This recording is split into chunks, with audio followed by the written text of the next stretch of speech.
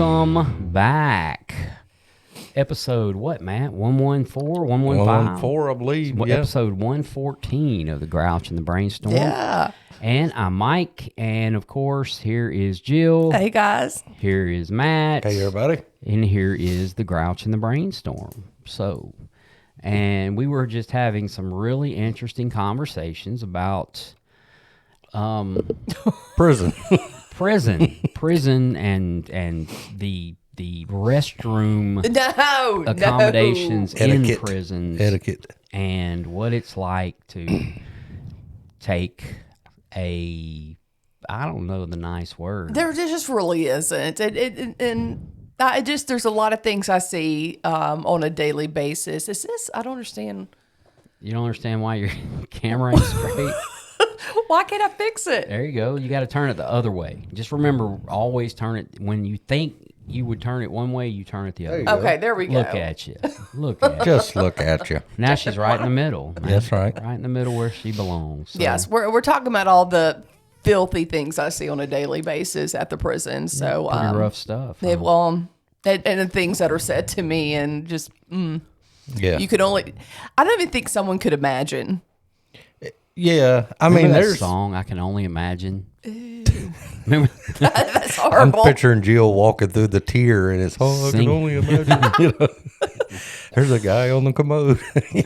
No, Yeah. God. And you made eye contact. No, I just, It was an It's accident. like a special Kodak moment. sometimes I feel like they do that because they know I'm coming, because they do scream female on the tier.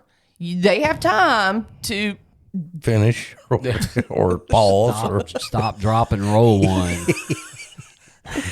So, Yeah, I just, it's like, and just, yeah. Anyway. Yeah. I've been watching this YouTube guy that was in some prison gang in Texas, and talks about all the prison stuff in Texas. It's crazy how much goes into that. Like, they got this whole world going on in there. It is. It's a community. Yeah. I mean, and it's interesting, as I, walk through and talk to the guys and everything. everybody has their same place where they're at every day, chilling and doing this, games and there's knowing people who have been incarcerated for lengthy amounts of time, 10 years plus, I mean, they do describe like life.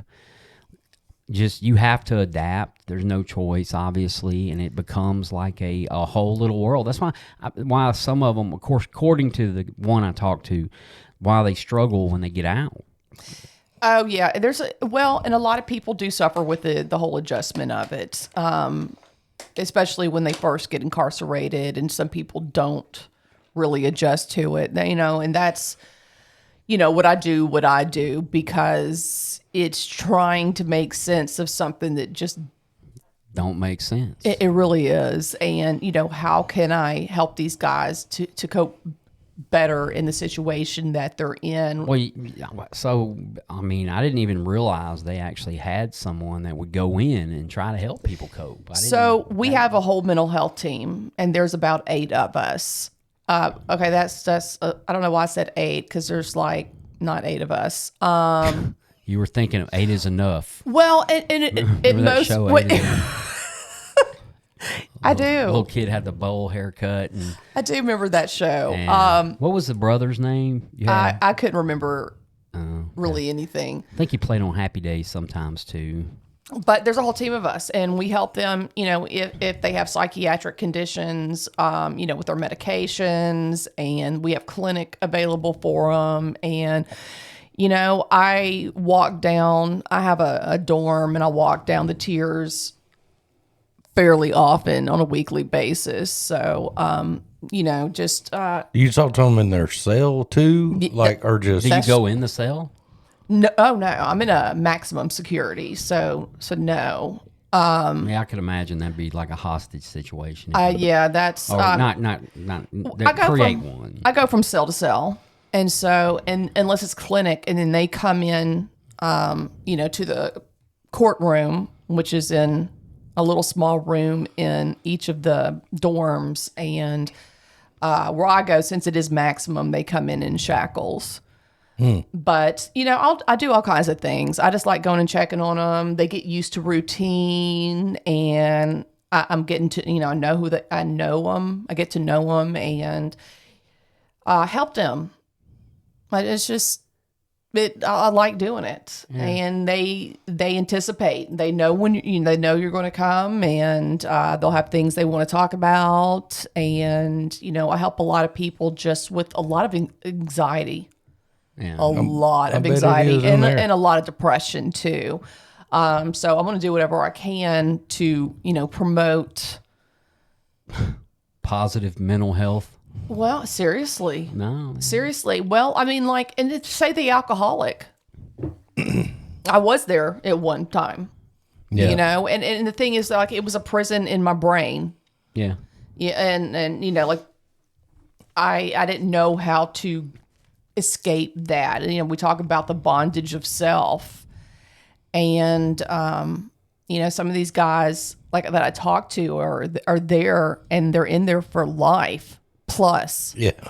life like 5 times over, and they don't speak to family, and they don't get to leave, go and do things. They stay in their cell all day. And so if I can bring them a Sudoku puzzle or, some journaling stuff and whatever I can to help them, and I will. Yeah. It's a very, very ugly.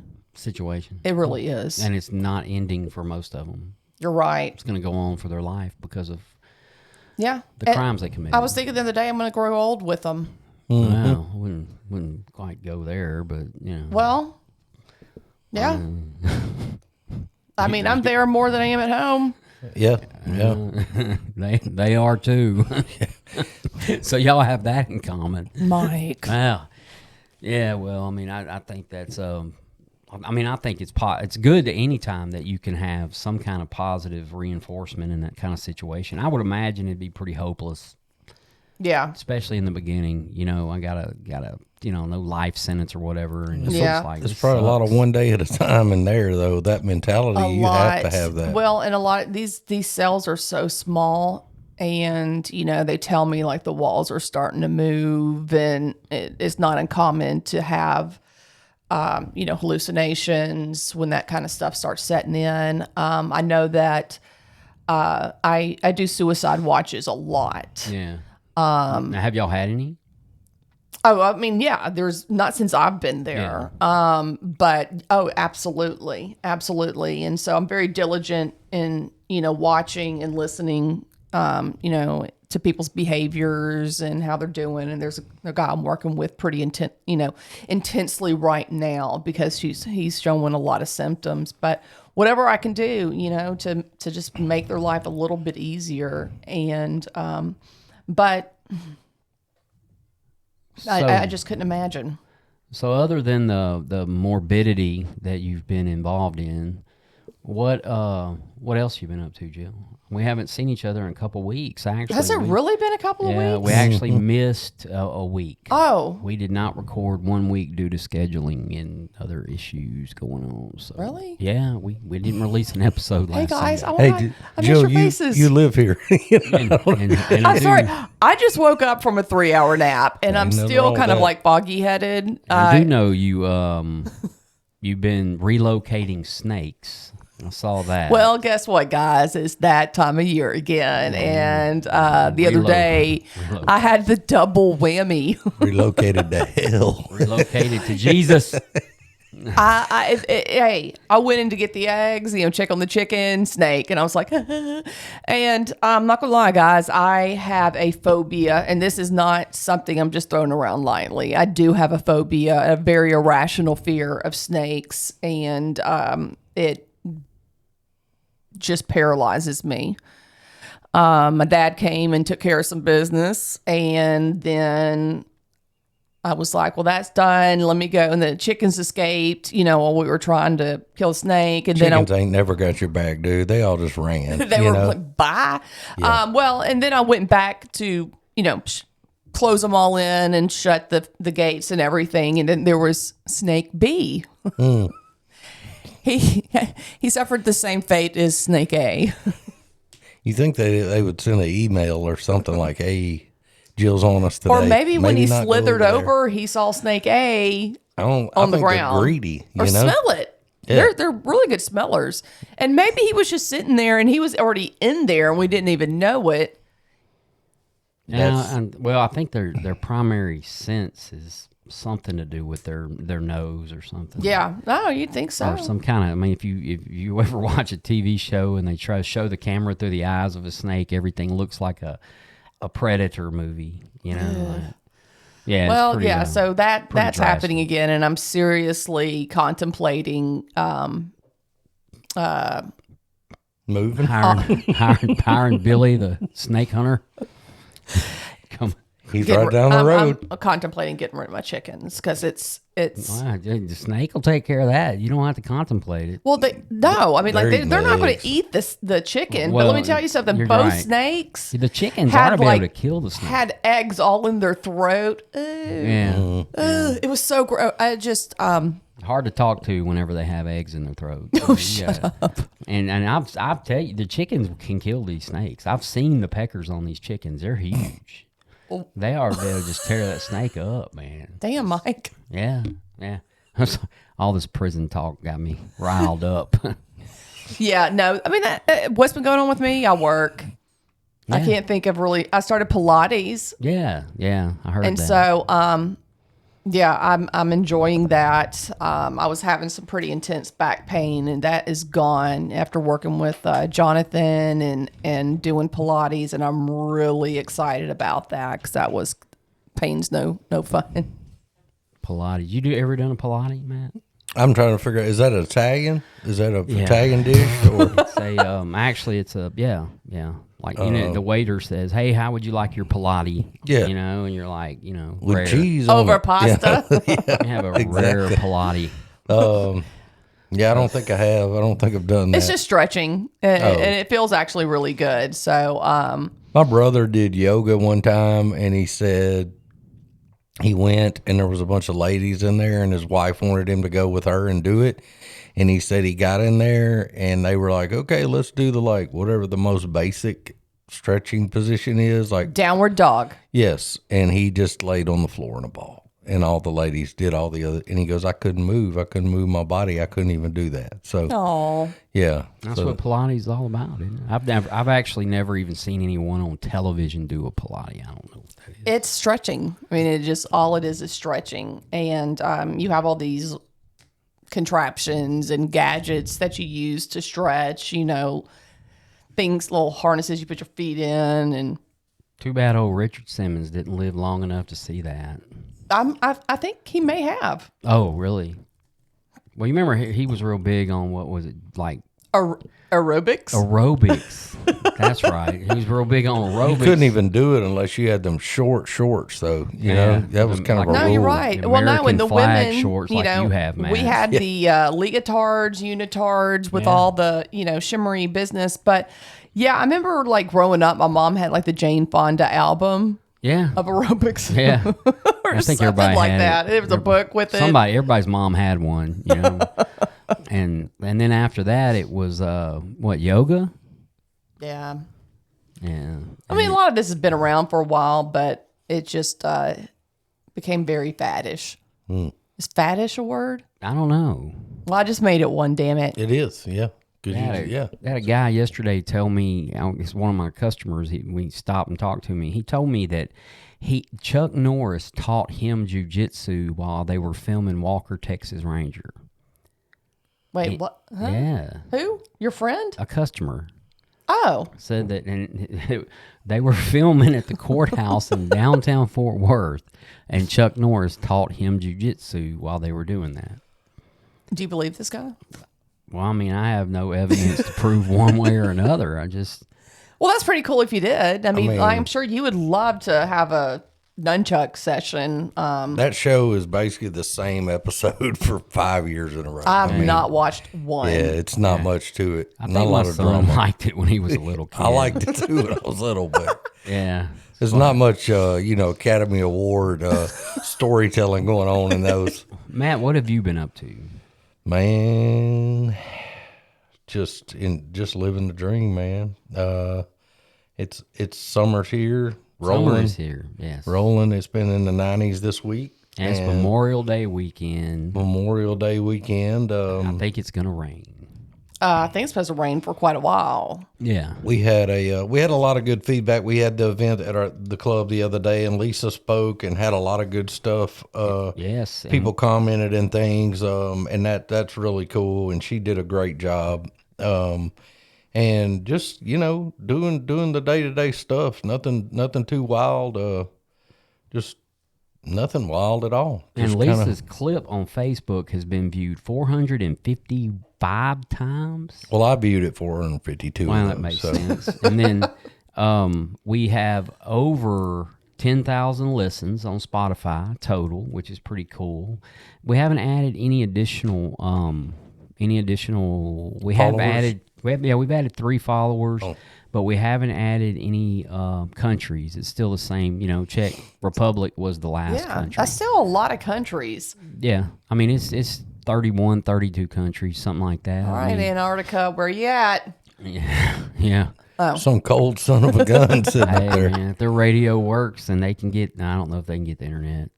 Oh, probably. They probably still got AM, FM in Antarctica, I mean. Do y'all remember that when you were a kid and the knob, like the little red line moved like that? Yes. Yeah. Yes. My dad had an 8-track of the Oak Ridge Boys, and it had their picture on it. And I was like, that's the worst looking group of dudes. They just all had big beards. And I just remember thinking, who would listen to that crap? The Oak Ridge Boys and the Statler Brothers. Yeah. And Alabama. I don't know why Alabama came to my head when you said that. Man, Alabama. I like Alabama. I like all of them, to be honest with you. They all. But when I was a kid, I thought it was pretty lame. I was like, well, these guys don't look real cool, Well, they sang Elvira, and I tell you what, that was a good song. Yeah, they sang that at my wedding. Well, my first wedding. They sang somebody, not the Oak Ridge Boys. Oh. No, sorry. Did y'all dance to that? Is that y'all's No, I think it was a karaoke deal. Oh, okay, just checking. Yeah, somebody sang Elvira, and, God. yeah, and that was a tradition, because I honestly think that they sang it again at my ex-wife's next sister's wedding. So yeah, I think that became like a family thing. They're singing, giddy up, bop, bop, A mow wow. Mau Mau. Remember that? Yeah. Hi ho silver. Yeah. Oh, wait, I was Obviously, that's a copyrighted line there, because I think the Lone Ranger said it back before that, didn't he? Hi ho silver. I don't know, but I do know as a kid I really liked that song. That's a good song. And it's pretty It bad. was, but when you're you're little, when you're looking at that 8-track with their picture on it, and you're just like, this sucks, whatever this is, just by looking at the picture of them. I'm sure. Like, these guys are lame. And the only 8 tracks I can remember that my parents had were all like Christian music. Nothing, maybe gospel, I guess you would call it, but it was nothing. That I can remember. I mean, I'm sure there was a Boston one in there somewhere. My dad had John Denver, all Christian stuff. Yeah. But he loved John Denver, I and Johnny. he loved Johnny Cash. That I was like his Johnny guy. Cash. My parents were rockers, like big time rockers. Like Led Zeppelin and Oh, that's what I grew up. Led Zeppelin. Sheryl Crow, stuff No, like that. no. You Rolling went way down from Led Stones. Zeppelin to Cheryl. all the Eric Clapton and Steve Winwood Classic bands. rock. Yeah, Classic big rock. classic Some rock. people, but not Southern rock. Some I just people had to clear that up. consider Be nice. That's my. REM like hard rock. No, they don't. You're just telling stories No, now. what is it? Yacht rock is what is REM classified as? It's new wave. Ah, I mean, they got kind of commercial, and had some hits, and they actually can't stand them. I remember watching something about it, and like the two, their biggest hits are the ones they can't stand the most. oh, because, REM themselves. Yeah, Michael Stipe. I and all like that. REM. I do too. So I worked for a guy in Mississippi, and he grew up in the Jackson area his whole life. He was 20, 25 years older than me. And he said that Zeppelin came to Jackson, Mississippi back in the day. He's a teenager. And he's like, it's the biggest thing in the whole wide world. I'm Zeppelin's coming to sure. Jackson. And he goes, every parent is like, Satan is going to be here sacrificing children. And Oh my he said gosh. they were protesting all that stuff. But They he were said it was- communists. That's what they were considered back then. He said, Hippies, long "Man." hair, communist. He told me, he said there was 20,000 kids fried out of their head and they're listening to Zeppelin.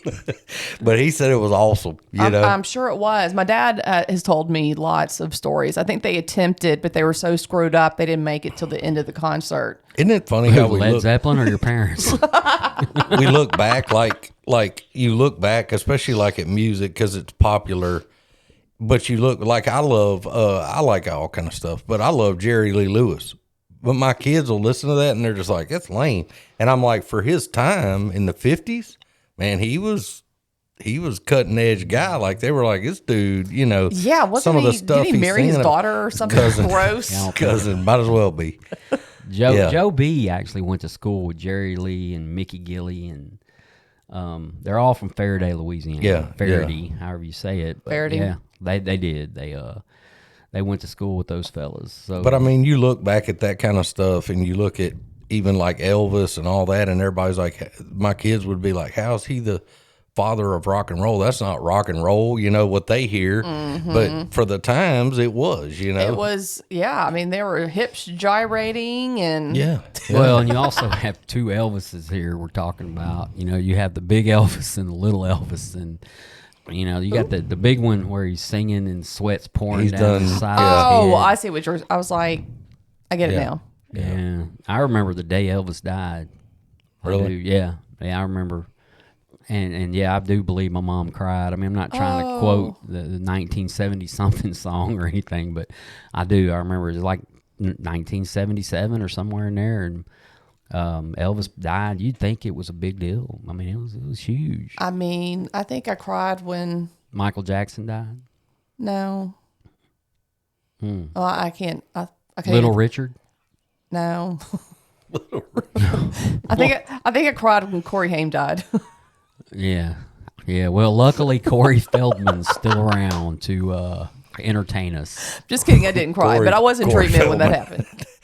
Well, one of my guys at work went and seen Corey Feldman Why? Did he ask for his Why? money back? Why? because he was with Limp Bizkit. They were on tour together. No. Yeah. Every time I get on Instagram, there's some new horrible video of You Corey know- Haim. Well, not Corey performing. Haim. I mean, Corey has Feldman. passed away. I know. Corey Feldman, By sorry. the way, how did Corey Haim pass away? Drug overdose. Yeah. So, yeah. Yeah, So Ben, I revenge him on the videos that he sends all of us. They're all Corey Feldman videos. I don't say a word. I just send them. Those and the ones where people are trying to rescue cats, and they're like, "If you'll donate $5, I can buy a truckload of food for these stray cats." And I just send them those two type videos constantly. So Both of which can get us some negative comments. it probably can, but you know, you got to have a little fun. We're not anti-cat or Feldman. well, you know what? He deserves it since all he sends me are videos of Yeah, Creed have and yes, Nickelback. I can't. we have a friend that sends videos that we can't stand, so it's our revenge, you know, and we shoot them back at him. So That or some kind of Subaru, and I'm like, just leave Now me. you drive a Volvo. What's he gonna do? You know? I don't know what he's going to do. he's in his lair just thinking right now what he's going to change his game He's up. probably. I could see him sitting there giggling. So I have been up to but just about nothing. You know, I don't believe I don't that believe for that. 1 minute. Well, I mean, just random motorcycle ride here and there. I haven't been on the boat. Hadn't my grandkids get out of school today, and I found out my grandson's going to spend the week here, and then after that, that whole family's going to Florida for a week. So I was hoping to take off one day next week and take him to Six Flags, you know, and you know. But besides that, I really haven't, you know, just hadn't done nothing. My son. We've been messing with his car. We finally got, I think today, before I came here, I had to put together some piece to try to make it work, and now I think that's done. But, you know, besides that, just work. You know, it's been 7-day weeks here, you know, getting ready for summer and the changing of the guard, so to speak, in certain areas of the company I work for. So I haven't been, you know, just not doing, you know, nothing. Yeah. Hadn't got to piddle in the garage like I like to, or I don't know, man. I don't know. Maybe this coming week after Monday, I'll be able to maybe at least take a couple of good random motorcycle rides, go Good. somewhere. Yeah, do something. I'm 3 weeks away from 14 years. Yeah, I was thinking about that. Yay. Yeah. Yeah, You are. so we're going to see what happens with that. I may go down to Mandeville and pick up a chip. Mm-hmm. And because I think my birthday's on a Saturday, and then come back and celebrate with the Koala Club group on a Monday. Okay. And do that. So, well, one way or another, it's going to come. So Can we Okay. do cookies instead of a cake? we'll probably do something other than a He cake. needs cookies. What are we talking about today? Did we decide? I feel like we were kind of talking about it when we first opened up. We were talking a little bit about. Speaking of opening up, I like it. I like the segue you made there. Jill. Oh, See what well, you did there, Jill? Oh, just look at we you. put 2 and 2 together. Just look at you. I'm just messing with you. I know. It's like, Mike, see this fish right here? I'm just kidding. We were talking about it earlier about, getting help. A lot of us have issues, problems, situations, trauma, whatever it may be in life that AA can't fix. And we talk about this in the meetings, and it's something that people all over the world do. I have a problem. I don't know how to fix it. What am I going to do? And like I said, the 12 steps can only do so much for some people, especially if you have any type of mental illness. Sometimes that requires doing something a little bit different. And like we say, get a little outside help.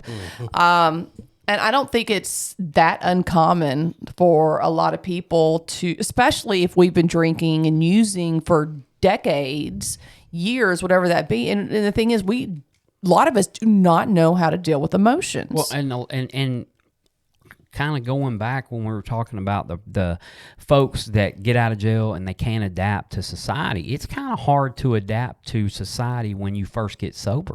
It's unreal. I really struggled. So today, it's 98 degrees or something, right? And if you went to the pool at my apartment complex, you're going to see 6 or 7 people sitting around drinking a beer and laughing and enjoying life. And, if you're new to sobriety, that's a hard role. Yeah, that's a hard no. And what do? You can talk to your sponsor and he's just going to say, well, yeah, it's going to be tough. But if you do need outside help, man, do it. Yeah.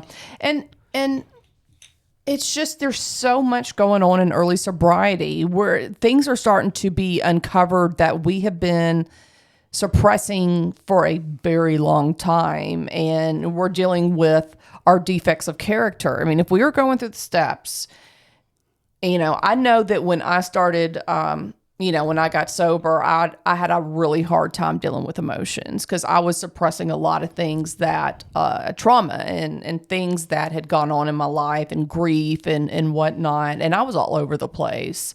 I felt like a complete batshit. I was lucky enough to be at a facility where they did have a psychiatrist on staff because I did need help. I know that, going in, I was already prescribed I was prescribed Xanax for panic disorder. And of course they took me off of that. And I'm very thankful that I've never taken one of those again. But I still have anxiety. I haven't had a panic attack since, but I do see someone. There's someone that I go to because I think for a lot of us, the drug use, the alcohol use has altered our brain chemistry. Mm-hmm. I know it has. And, we talk about it sometimes, but I know that I was really good at self-medicating. My anxiety was, and it's not even anxiety, my panic was just out of control. The beer, I thought the beer made it go away, the Xanax, the pills, the everything. And I'd never had one coping skill when it came to that. And I think that's just with a lot of us. We don't have coping skills. We don't know what to do when life gets hard or we get sad or we get frustrated. So we turn to alcohol and drugs. And we've got to find all new healthy ways of coping with life that we just don't know how. And, I think that of course the sponsor and the steps provided miracles and wonderful guidance for me. But there came a point where I was like, I needed something more. Sure. And I've been through so much therapy because I needed to. I didn't know, and it wasn't necessarily for any kind of psychiatric condition, but it was more like my ways of thinking. And I think that's also learning to think different. Well, I didn't know how. And of course, this is cognitive behavioral therapy. This is CBT. And, because I had I think a lot of us, we have such poor self-esteem. Yeah. We hate ourselves. And I didn't know how to love myself. Pretty rough there, Jill. Oh, well, that's where I got. Oh, okay. No, I got you. Well, and I'm just being truthful, Oh, and using and drinking doesn't make you feel great No, Yeah. about yourself. It just for a split second. Just for the right. Well, I think the panic of, because I want you to add on this, Jill, but the panic, it was a panic of, oh, now I'm sober. Now I got all these emotions. And my sponsor's like, we'll work this step next week. And I'm going, I'm not going to make it till next week. That was my original thinking, is like, you don't understand. oh my gosh. And yes, they do understand. And I did not, a lot of people tell you, probably both of y'all too, I probably should see more than just a sponsor, but I see sponsees and I see people that come in that have had really major trauma. They've had things like that. Man, do whatever the hell you need to do. Yeah. But yeah, it is learning to, it's that toolbox, that learning to look, but it's so wild those first however long, Gosh, that first couple And years. That's a good, however long. Because I see people, and you know what? I say this, but we see people come in the rooms, and it may be something going on inside their head we never know about. So Oh, for sure. on the outside, we're like, oh man, after 2 months, that guy's doing really good, and he may be struggling like crazy, or girl, or whatever, But I had a guy this week that had 6 months, and we were going to go to dinner and a couple of people in his family and just celebrate 6 months. And he's been on and off, man. Just he's been fighting it and doing the best he can. And he's done really well. And he, at the last minute, he goes, forget it. We're not going out. You know what? My behavior hasn't changed a bit in 6 months. I'm still just like I used to be. And all I'm doing is not drinking. So I'm not going to do it. And I said, did he talk like Jed Clampett? kind of, sort of, but it was a text. So I'm using that in my brain. Oh, have you ever do that? It sounds like it to me when I read it. You might not have enough vittles there. But concrete swimming pool, And but shooting the wings off flies will take. but the I was like, tension what away. I ended up going over there the other day and we talked and stuff, and I said, what are you expecting to happen? You're new into the steps, you've not drank for 6 months consecutively. That's a big ass deal. Whether your behavior has started to change and things like that, I've seen it change, and he's working on it. And I said, there's no reason for you, we have these things of expectations of I should be, Normal. the picture of mental health a month after I get out of rehab. I got news for you, Jed. 14 years down the line, and I'm not the picture of mental health. I mean, I can't say think that. we all can say that, Yeah. There's just so many things going on in the addict's mind, the alcoholic's mind, that we have to work through. And I've done that throughout my sobriety. And I know many people that have to do so as well. And whether that means therapy, medication management, even hospitalization to get stabilized, that's what we have to do. I would say a lot of us, may have gone into our addiction some of us may have gone into addiction with, some kind of mental disorder. It may have been undiagnosed, untreated. We use that as a way to self-medicate, like I said, or we come out differently. Yeah. I did not go into my addiction with anxiety or depression. I came out with it. And I mean, I had it during, but it's something that I have to stay on top of. And it's something that I don't think it's just going to disappear. It's something that I have to continually work on. Thing is, you know, like you were saying, you know, things can change in sobriety. There's triggers, there's things that happen that can make those just a little, thank you. Those things can flare up. Sure. And, you know, I've had a flare up recently and I had to seek some outside help because I didn't know. I was like, what the hell's going on? Like, why is this all of a sudden happening? And I was just telling you guys earlier, my therapist laughed. And I was kind of like, oh, yeah, this is not a laughing matter. And she was just like, oh, honey, everything explained is menopause. And I was like, oh, my God. Oh, I should have downloaded. I know what you were doing. I already know. Should have downloaded the music, man. You wanted to play that song so I'm bad. fixing to start I'm gonna put. What a song clip. are you talking about? Oh, do we have to do this again? Men all pause that walk into the room. Do you remember that episode, Jim? No. Oh, God. You don't remember that That episode? I sound like a frog. But you know, another part of that too is like Snake with eggs in its throat. y'all sponsoring people may have come across this, and I have as well. These folks get out. We have, you know, diagnosed with mental stuff, and then we take the medicine a little bit, and then we don't take it, and it's like night and day when I get to know my sponsee. And I'm like, you're not well, I don't need that medication. I'm like, do you need blood pressure medicine? Yeah. You know, yeah, you take it every day because you got high blood pressure, man. You know, like you're supposed to take the shit. And then they, you know, 3 days later, they're, oh, I'm back to normal. And I'm like, you know, you have to do all those things. Yeah, the steps saved my life. I have a great sponsor. I have a great group of people around me. But if I don't get up in the morning and take my blood pressure medicine, it's through the roof, and it ain't going to be long for Matthew. I promise you. I take it every day. Yeah.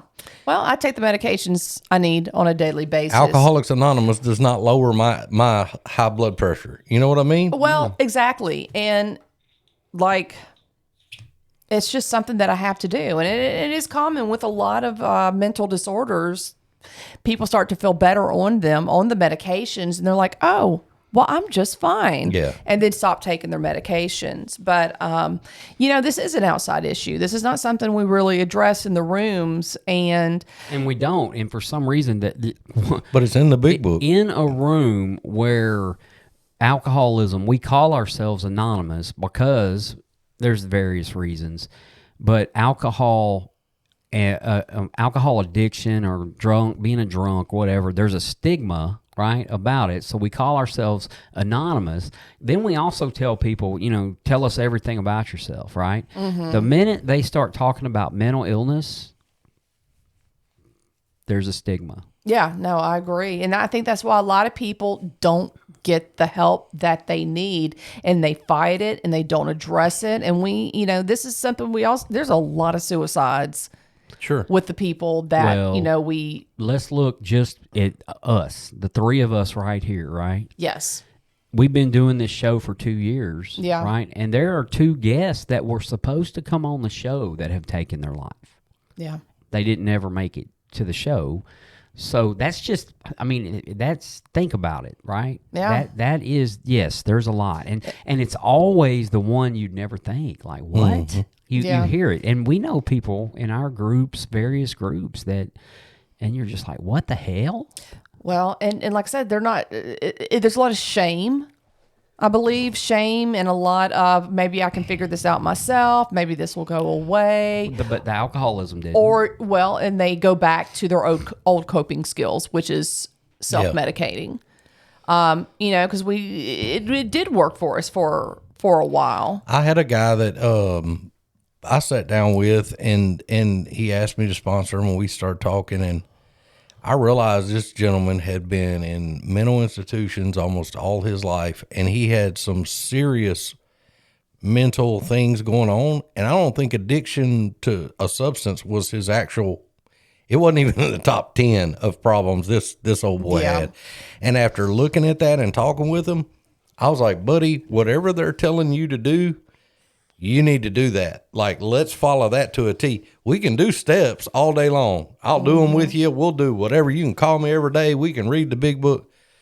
But I knew in my mind, this is not this guy's. And that's the only one I've ever been like that, where it was just 90% all something that I don't know nothing about. You know your Jed Clampett voice. Well, this wasn't Jed Clampett though. I can't read it in that voice if it's not Jed. Well, you got a point.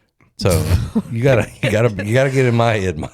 Do you ever read text like that though? Like that? Like just I don't even know. Like I guess because we don't use commas, punctuation marks. Nothing. I really don't like using punctuation in text. But I know, And so, it so makes when me cringe. people read it, they just take it for what it's right there. You know, it's I'm like, gonna start making up voices for everybody that texts. I do. I mean, I do it a lot, and then And it's not their voice. but that makes don't- it fun. You know? I don't do this. You don't do it. You No, don't but make up voices? we need to find a voice for me when I text. Okay. I'll work on it. Let me text me something this week. I'll start. Okay, how about mean, Ned so- Ryerson? No, if you get a text right now, John, Matt, I guarantee you, you're gonna have a voice for it if it's from Jill. Yeah. Hello. I don't know. Is that what I sound like? Hello, like an Well, I mean, English this is lost. Jill. I'm asleep punctuation right is now. important. Call me back later. Punctuation is important, but I mean, I don't use it in is. text either. But it's in text only, and sometimes I don't go back and change misspelled words. It's just I think it's freehand is what it is. The twofold struggle with the mental stuff too is the expectation part of it, and I think that's where I struggle with it, and my guys struggle with it. Is like, why don't I feel better right now? And the guy, we were having this conversation, and his 6-month birthday was a week from my 7-year, and I said, I struggle with the same shit. I'm 7 years down the road. I have struggles with that stuff too. It doesn't just go away. We get better at handling it and realizing what it is, and it takes a lot of work to do that. But I think people are under this thing that like, and I hope it does, man. I hope people, and I know a lot of people have told me, hey, I did the steps and great. But I don't think that everybody is able to do that. And I just don't think there's any, when we get into this a little bit and we start talking about the first few years, it takes a lot of discovery before you get into recovery, because Gosh. you have to figure out what's going on when all that stuff, and it takes a little while, and then these things start to pop up and you go, wait a minute, why am I always doing that? Why am I always doing this? And then the work starts, and it's a journey to do that. And, And for some of us, it's an endless. I mean, like it's an Yeah. endless journey. sure. And I do a lot of like self-analysis and and trying to put my puzzle together, and sometimes I can't, and therefore I need someone else to do that, because some of these problems are bigger than what sometimes self can't see self. Sure. Self usually can't see. Yeah, well, and so I kept getting frustrated about it, and of course the counselor was like, "Bingo, this is what it is." I was like, and let me tell you something. Just hearing those words made me feel a million times better. It's just, I don't think it's uncommon. We don't come in here with the best of attitudes and feeling so great about ourselves. And I wish there was like some kind of like, how do you change all these negative thoughts? Because there isn't anything that we really have that is like, oh, this is how you reframe your thinking. And that, I think that can also be pretty difficult for someone way down the line as well. Without certain elements of therapy. A healthy dose of both probably would make for a really good life. I Sure. concur. Yeah. I really do. I mean, and I see, and we're talking about therapy too, and in the big book, it does talk about doctors and medicine and those things, but it also talks about religion and clergy and all that. And on the twofold of that is, I see a lot of our people at church. We visit a church, and I saw a guy the other day, one of our people. Hey, how you doing? We do a lot of different things. Folks have different things that they do that works for them, and you know, that can help folks too if that's the avenue that they've, you know, You ever been, something to expand on the 12 steps. You you know, ever been axe throwing? I want to. You ever been done that? No, Yeah. I can't say that I have. Even though I would like to set up something out here where I can do that. I'd like to set and I'm up sure a everybody that nunchuck. knows me is saying, no, don't let that happen because I'll chop a leg off or something. Well, no, but we normally when you have events out here, you do have a lot of children. Which is all the more reason to have axe throwing. Yeah, that's what I'm saying. Go So stand over you- there, No, kid. just me Tell me personally. when to bring the axes. Just me personally. And no, there's places you can go and throw axes into like a piece of plywood, right? Sure. Yeah, yeah. And so last year at company gathering or whatever you call it, they took us to one of these places, and then they take you through how to throw an axe, and they give you the. And so, you know, I threw my first axe, and I mean, it just bounced back and hit the guy, or I almost hit the guy that was standing next to me. But it was a great stress relief, is where I was going with that. It Yeah. just, man, you just get to, you know, unfortunately, there was almost a fatal accident, so I had to stop. But, you know, I mean, I'm sure there's I've folks seen who- videos of people doing that. It just like ricochets, like comes and chops Yeah, them. somebody, I'd end up dying in one of those things. sure. But pretty nice facility they had there. Yeah, absolutely. Well, and it's finding those kind of things where we can address like anger, because we're talking about negative emotions. Those are what fuel a lot of these. And some people, and I'm not one of them, right? I'm gonna tell you, there's been days where I get ready to walk into work already pissed off. And I don't really have triggers, so to speak, like a lot of people have triggers when it comes to drugs and alcohol. I don't think I've ever seen you really pissed off. I have, Have yeah. Oh, no. But I have triggers when it comes to certain things, and I don't have an anger problem. No, Right? I've never seen it. And a lot of times the things that really get me going are not things that any one person can control, right? Yeah. So 35 texts before I make it to work, and it takes me 14 minutes to get to work, or you know what I mean? Or the constant, even if I shut it off, the constant vibrating, the constant, Yep, that drives me nuts. You just want to, don't you know? And so I have to check myself before I walk in, you know, and go, hey, look, chill. You know, you're very lucky to be in the position you're in. Go in there and just make the best of this day, because you allowed to have 15 hours here. You know, if you're already, and I can do that. Some people cannot put their emotions in check. They just can't do it. And It's a skill, man. the steps of Alcoholics Anonymous will help. Visiting with your sponsor will help, unless you get pissed off at him because he tells you you're the one that's wrong. Oh, yeah. Right?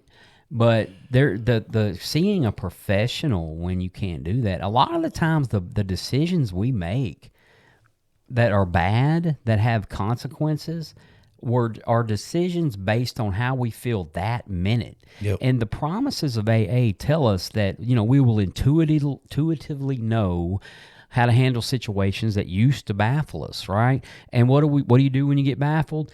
Out of fear, anger manifests, and out of anger, something can happen to cause, some negative consequences, right? Yeah. So the steps do actually help a lot when it comes to that. Agreed. But if you can't, because have you ever been in an AA meeting and someone shares and they have 7-8 years of recovery, but talk about how they still have anger problems? I've seen it. I have. I've been I in think those we all meetings. have. And I mean, maybe they're just saying that so no one asks them to sponsor them. You know, I killed my last 3 sponsees. Let me raise my hand, though. who did he just sound like? That was who was that? Yeah, See another voice. Phil? Was it Randy Quaid? Did you? Because, well, I Yeah. like No, Cousin it was Eddie. a Sam Elliott. That was a Sam. He did a Sam Elliott. Cousin Eddie is a great American, by the way.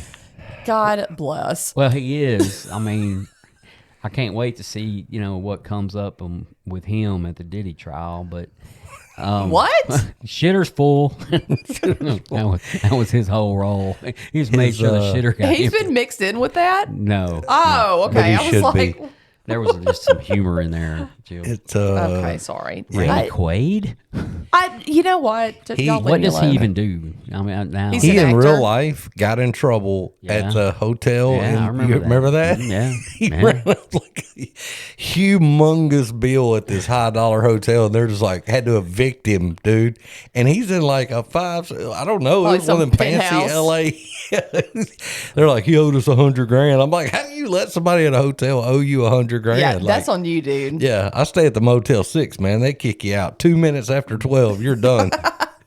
And that's if you Kicking ask the for a door late in. checkout. Yeah, yeah. But So- yeah, Randy Quaid is not to be confused with Dennis Quaid. Right. Yeah, Total different. yeah, not sure. Are they related? I guess. I think don't- so. The Quaids.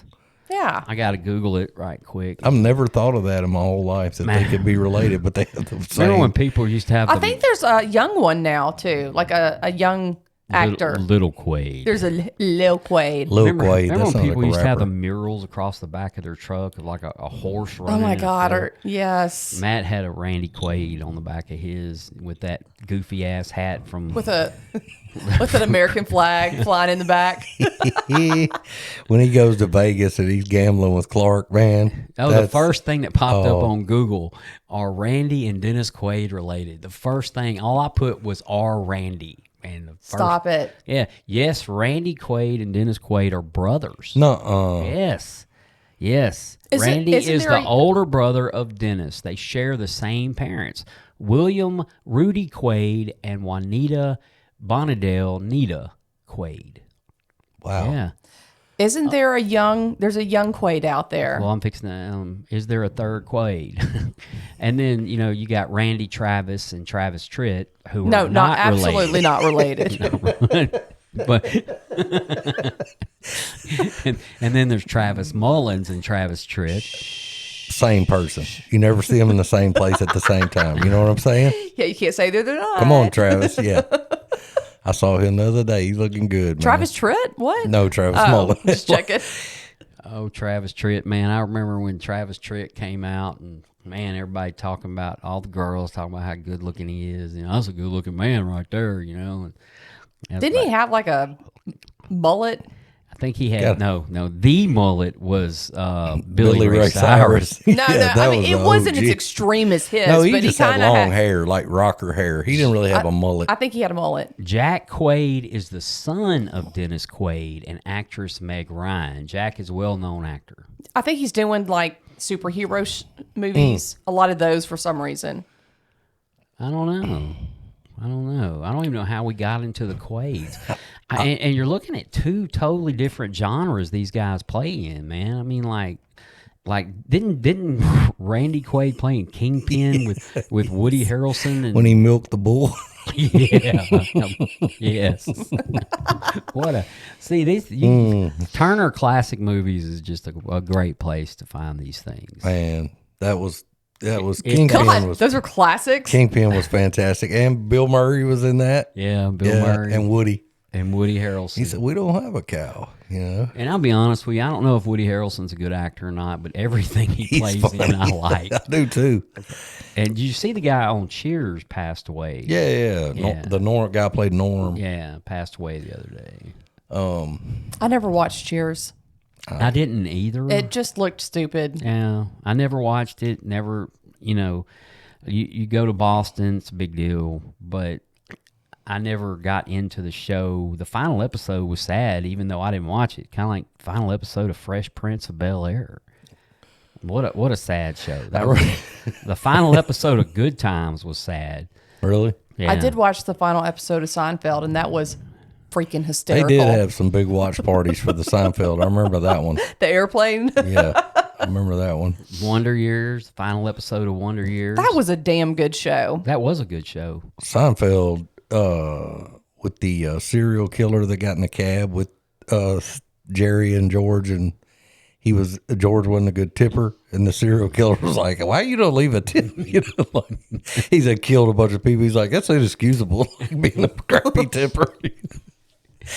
Yeah. That was a good one.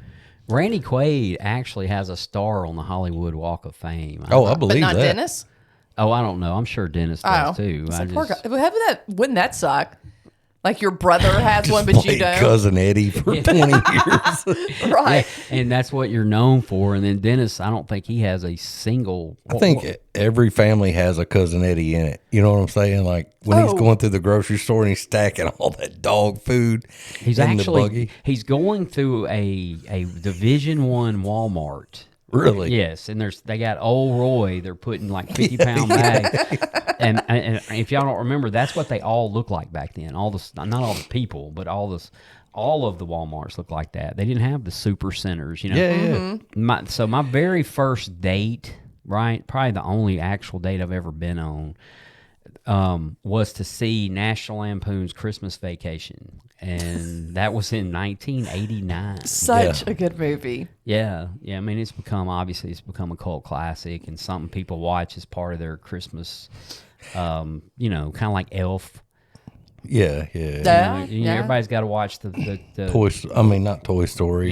Christmas Story. Christmas Story. I was going to say Toy Story too. Oh, don't forget. Was that A Christmas Story? The Christmas Carol. Oh no, but you can A shoot Wonderful your Life? eye out. Yeah, that's Christmas Story. Christmas Story with I love that Eddie had Ralphie. them white shoes on with them pants, and he was drinking him a little eggnog, and the wives are in there talking. That moose cup. And she goes, how's Eddie's job prospects? And she goes, oh, he's looking out for, Holding he's out. holding out for a management position. Yeah, holding out. Sure. Been holding out for about 10 years. Yeah, that was some good stuff back then, man. So Matt, what's your take on the whole therapy thing? What do you? Man, I this is just me and my guys and what I've dealt with on it and people around me and friends in the program. Whatever resources are available, you should take advantage of. Religious, otherwise, any resource. I mean, there's nothing wrong. Religion, whatever that is that you find your niche to that gets you into, further along into recovery and you start to see some results from it. That's what you're not gonna, I didn't and still don't. You were talking about the anger at 7 years. I just celebrated 7 years. That's one I've had to work on from day one. I still do. What I've learned to do is when like you said, you walk in and you've had 40 text messages and you're bubbling over already. I don't want to have that situation with someone where I bite their head off or, you know what I mean? And I don't get angry over one situation. It's a lot going on at one time and I find myself getting frustrated, but I recognize that now. Mm-hmm. And so when that kind of stuff happens, I'll just go, give me just a minute. I'll go somewhere by myself if I have to. I've learned to fish. Well, some people say I didn't learn to fish, but I do fish a lot. That is a time for me to work through a lot of things that I don't have time to think about, that I have to think about really quick and sometimes and I'm able to look back and go, it's quiet and I can kind of filter back through things that have been going on and go, ooh, that was not a good decision, but I made it really quick. Maybe I need to adjust that. And that's something that I've really, for me, that is a part of therapy is either, fishing, doing something like that out by myself. I sit on a tractor a lot. I do a lot of thinking and I'm able to do that at my own pace. And so that has dulled and dumbed down a lot of the anger things and those character defects. Because I can just pause and go, hey, let's don't do this right now. I'll talk to you in the morning or tomorrow or later today or in an hour or whatever it might be. And it keeps my butt out of a lot of hurting someone else's feelings, causing more damage than, and that's from, it's from a sponsor, but it's from, having to learn these tools, and it takes time to learn that stuff. And I just think whatever is there, church, self-help, man, we have a place over here, St. Luke's Church. They have self-help meetings constantly, AA, gamblers, NA. But I went over there one time for an AA meeting, and they have in the lobby, and they have a depression meeting. They have an overeaters meeting. They have all these things that are free. You show Yeah. up, they're free. These people just, and it's like, man, if it was something that I was dealing with, what an awesome deal, And so I just think you attack it on as many levels as you can. I agree. And then you will start to see some results, and don't put a time limit on it of, oh, I'm at 6 months, I should be Bill W's twin brother. No, that doesn't mean that. Well, Bill W. suffered from depression. Sure. Even after he got sober, he suffered from depression. Yeah. So, Yeah. And I'm sorry. Go ahead, Mike. I wasn't going. No, I mean, that's why I share, and I'm very vulnerable about what goes on in my life. There was I felt really alone for a long time because a lot of people weren't. There's stigmas, there's shame, and I don't have any shame about it. It just is what it is. I'm not going to let it get the best of me. And you're right. Over these 15 plus years, I've just been gathering tools. I will seek therapy when necessary, and that is part of my toolbox. Sure. I know in certain situations what I need to do if things get bad enough. I've been through breakups and things like that, and there's been traumatic, things that have happened, and that's just one of the tools that I use if necessary, when needed, PRN. And we say it in AA all the time, but it can apply to other things as well.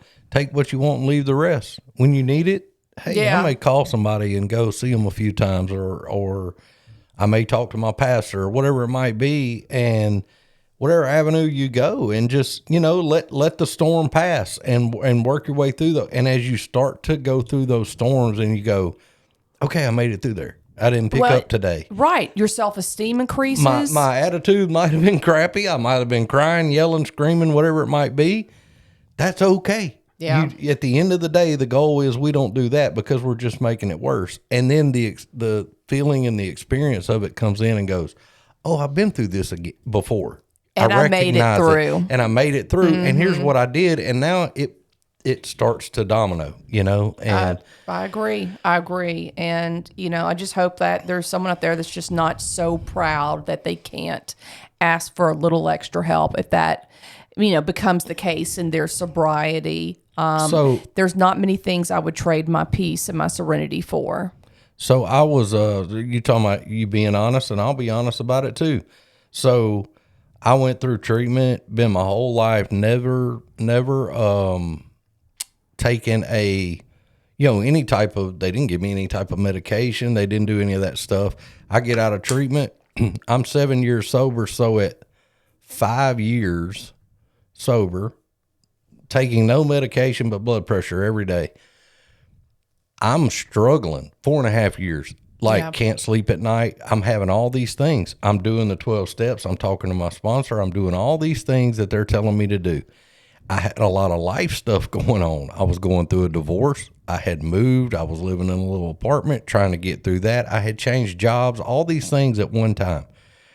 I was on my last nerve, and I'd never been that way. And I'm 4.5 years, and I'm going, man, I ought to be sailing down the river right now. I shouldn't be dealing with this. Again, sponsor. And a good sponsor went, we may need to get you some help. Yeah, that's what a good sponsor. And I told him one Agreed. night, I called him and I said, one or two things going to happen. I'm going to talk to somebody or I'm going to get some Jack Daniels. And he goes, let's call somebody. That's a direct quote. Okay. I called around, and I was very concerned about taking medication. I was like, I don't want to take anything. I don't want to do all this stuff. I just so happened, because God keeps care of old folks and damn fools, I guess, because I'm luckiest son of a gun, y'all know. But I just happened to call this little place, and the only branch of theirs that could take me was 30 miles out of town. And it was a little bitty place. And I went, I'm coming. Like, I haven't slept. I'm all these things going on. I go, the lady sits down with me, very familiar with addiction stuff, all that type stuff. My whole thing with her has been, do you go to meetings? When I go to my doctor, she says, are you calling your sponsor? Do you go to meetings? How's your eating? We do all those things. She did prescribe me antidepressants. I started taking them, and they helped. Don't intend to take them forever, but I have been. They have made a world of difference.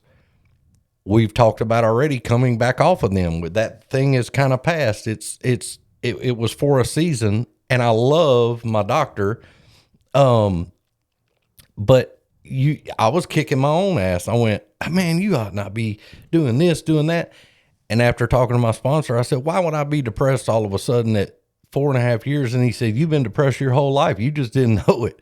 He said, you could have had this from a child. This could have been before you ever picked up a drink or a drug. He said, so I learned to just back off a little bit. And I love the way she approaches that, because it's a holistic. We're gonna like, if you're unhappy, what are we eating right now? How's your eating? How's your exercise? All those things. We don't just do pills and see you later, you know? It should be. Yeah, and I mean, I hope everybody's lucky enough to find a doctor. How I found her in the middle of nowhere, and the last time I went, she goes, "So, are you still sober? How's your sponsor?" Like, she knows what's going on. I mean, that's amazing, you know. That is really cool, and I can't thank you enough for sharing that. You know, I think that is really important for a lot of men to hear. Yeah, I mean, it.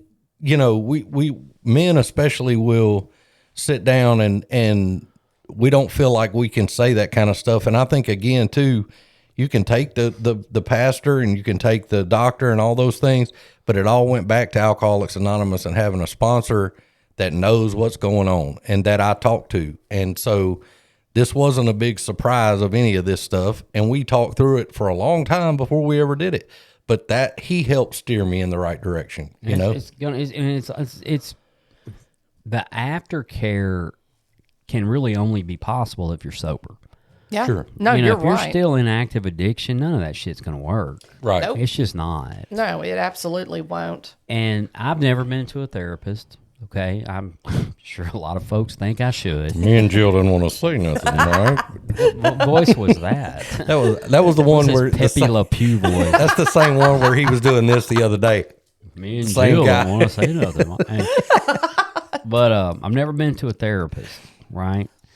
But if I had a sponsee who, you know, he no matter what, he was still depressed or something, and he's sitting around waiting on something magical to happen in AA to relieve the depression, I would hope that I would be able to counsel him in the direction of getting outside help before it either goes back out and drinks again or before it gets even worse than that. Yeah, absolutely. Right? Yeah, yeah. So don't sit around waiting on the 12 steps of Alcoholics Anonymous to cure everything. You may need outside help. It's going to cure a lot. It's going to get you closer to God.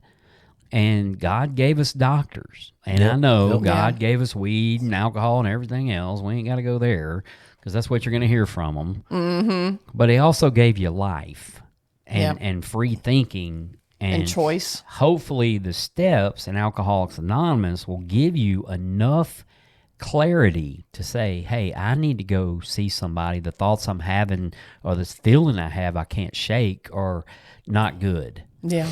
And who knows, man, this person could turn out to be just one of the most amazing people to help other people. And I'm sure that's happened. You know, I'm sure there is a Hallmark movie about it somewhere, you know.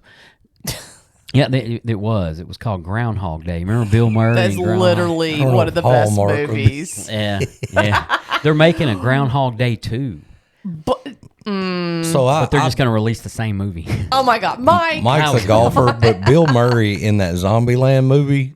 Hadn't seen it. Oh my God. Is it good?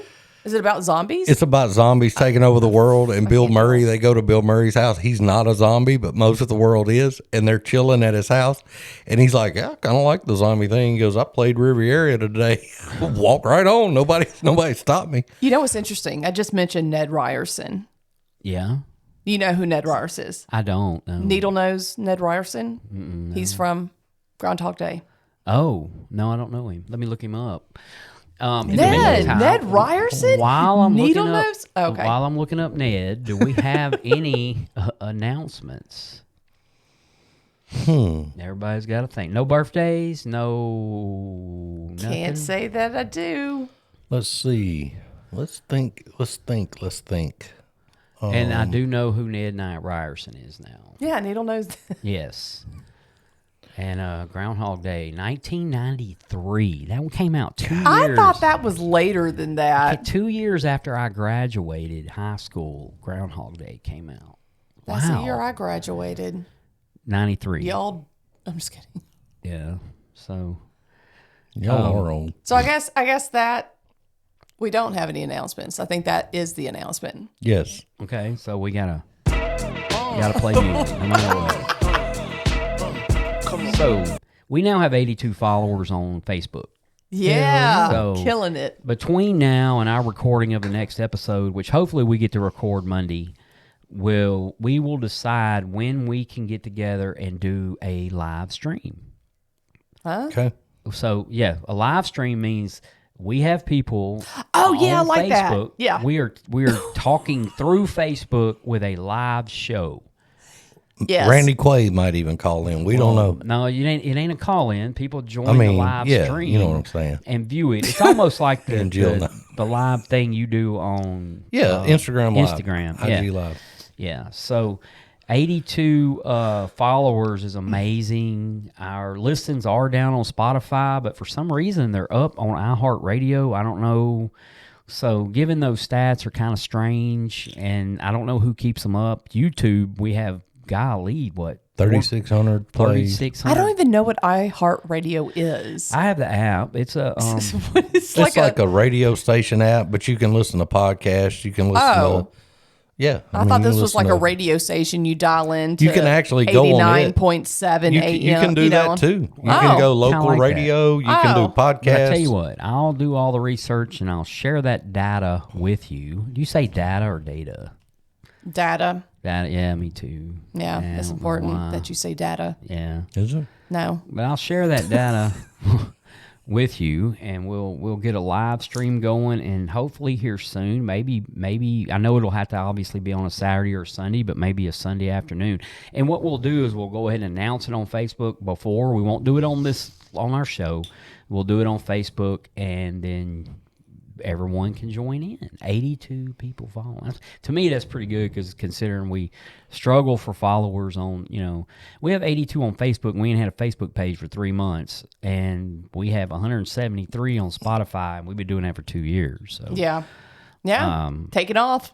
yeah, well, take it all off. No, I don't. There you go. That was my Barry White, by the way. That was Conway my Twitty. more like Redneck it. Barry White. Yeah. Hello, darling. Remember that song? Conway was Dude had to be the greatest lover of all time. had to Ew, be but because like, no, yeah, but I'm gross. Y'all stop it. Hello, We're ending. darling. Conway was a bad Nice man. to see Got you. this big old head and this perfect hair, And these patent leather shoes or whatever. that zip up the side. Oh my God, a nice fluff feathered hair. Well, you ever see these guys, the hair stands an inch off their head? He did have some Yeah. big hair. And don't like, move. Like, what setting do you put that on? It's Aquanet. 18? Like you put it in a deep fryer or something. I don't know. The air fryer, Puts you know? it in the freezer every night and gets it out Man. and puts it back on every morning. That's why. But back then they had this stuff called Brill cream. Brill cream. Yeah. Ew. Yeah, and Johnny, I'm sure George Jones and Johnny Cash ain't doing no Speaking shit of like Old that. Roy dog food, do you remember George Jones dog food? No, He did, yeah, and it was cheap. Okay, it was cheap. I don't know if they sold it at the big stores, but we didn't have a lot of money growing up, but we we didn't either. That's why I think we got that's why- old Roy. We didn't buy no George Jones dog food. Well, our Got dogs, a little bit of George in every bite. yeah, was man. George Jones dog food. Look it up. It's not in business anymore. All right, guys. We have talked way too much. Yeah, Just, and our phones' batteries are going to go dead. So we thank you all for being here and for listening to us. We have been in Bossier City, Louisiana. We've been at Rule 62 Studios, and we're the Grouch and the Brainstorm.